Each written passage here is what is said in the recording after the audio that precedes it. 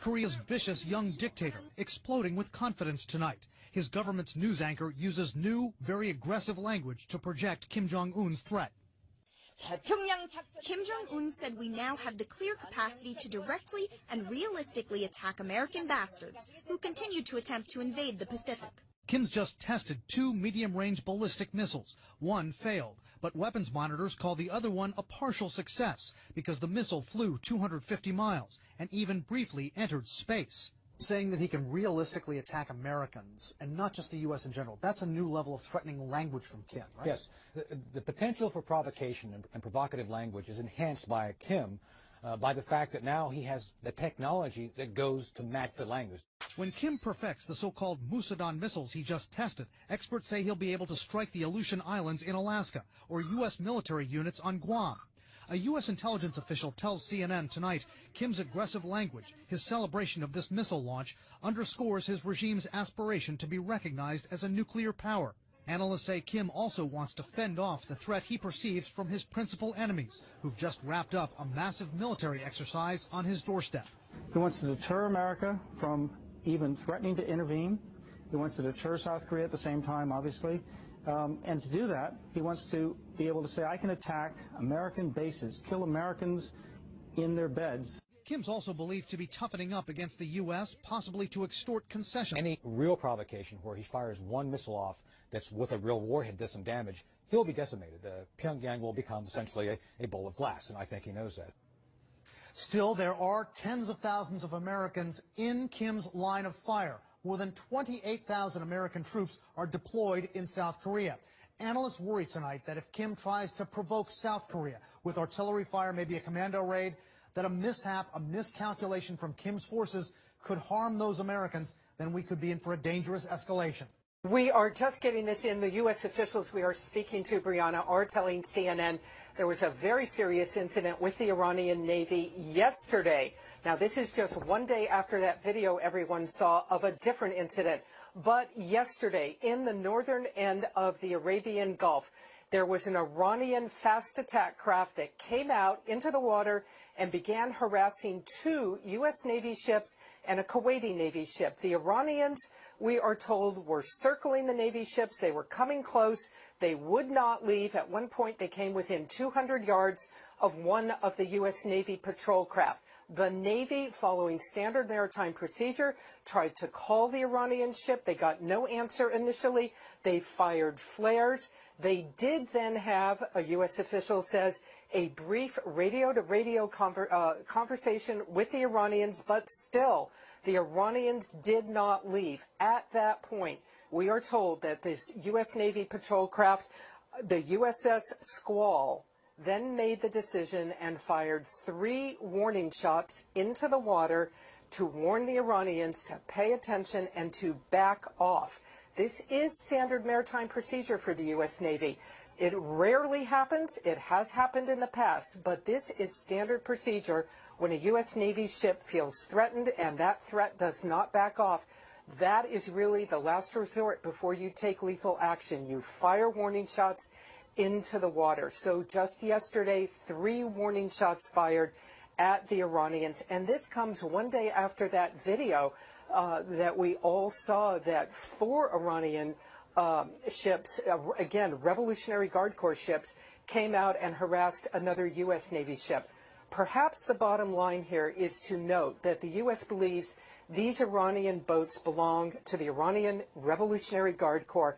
This is one of the most militant arms of the security and military services in Iran. This is not the regular Iranian Navy. There is always concern that these maritime forces of Iran that are doing this are not under the central control of the government, and there is always concern that things can get out of hand. The U.S. Navy yesterday taking the action to fire warning shots at the Iranians and tell them to back off.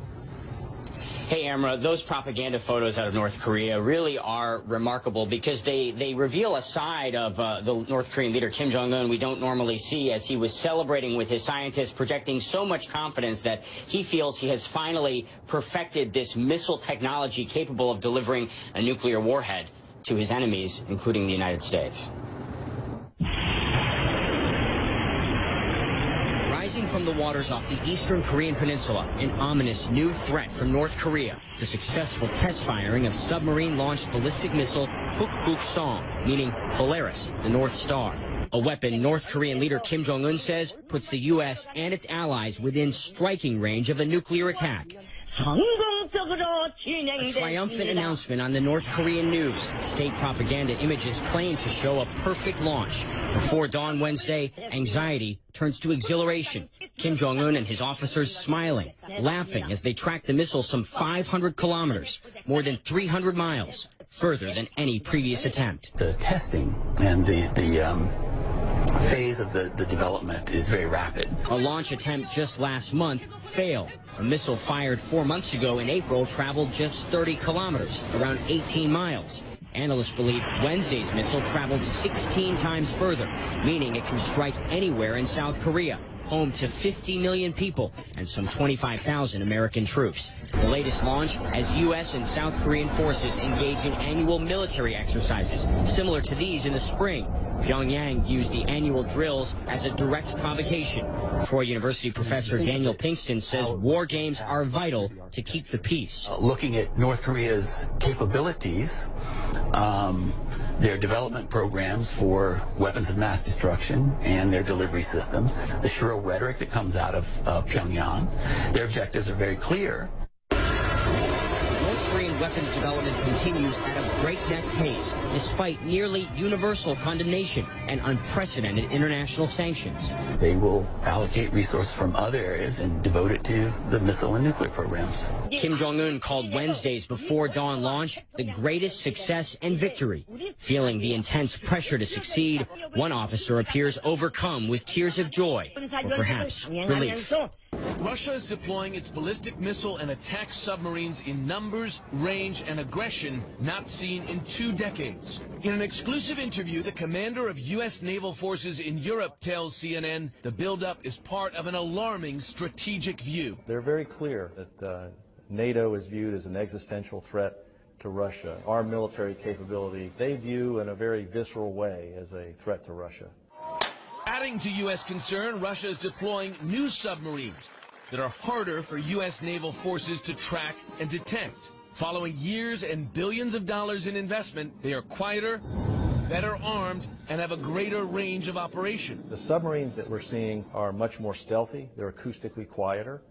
We're seeing them have more advanced weapon systems, missile systems that can attack land at long ranges. The increased Russian sub-activity is backed by a much broader military expansion. Russia is adding or upgrading some 12 naval bases across the Arctic Circle, expanding its capability to send subs in numbers through the crucial Greenland-Iceland-UK gap into the Atlantic and closer to U.S. and NATO territorial waters. Moscow has also newly stationed 6 submarines in the Black Sea, giving Russia new capability into the Mediterranean. The U.S. believes the new activity is designed to deny NATO, including the U.S., the ability to operate within Russia's so-called near abroad. Increasingly alarmed by Russia's new sub-deployments, the U.S. and its NATO allies are launching new training exercises in anti-sub warfare and deploying new systems, including the P-8 Poseidon. These are sonar buoys dropped into the water to track submarines. The plane can be equipped with torpedoes to destroy those submarines. Russia's growing military activity extends above the surface as well. A Russian fighter jet's flyby of the USS Donald Cook this week, coming within 30 feet laterally and 100 feet vertically, is behavior that U.S. naval commanders have not witnessed since the Cold War. We had issued radio calls in both English and Russian, and the aircraft didn't respond and proceeded on a course directly at the ship. So while we've seen these interactions before, this one was different because of the proximity to the ship, the altitude, and the flight path that it took. These are the big guns of Russia's modern army. The Iskander-M missile system seen launching a cruise missile during a carefully choreographed training exercise in April. And yet this is not NATO's biggest fear. Last year, President Putin announced more than 40 new missiles would be added to Russia's nuclear arsenal, prompting concerns in Washington of a new Cold War.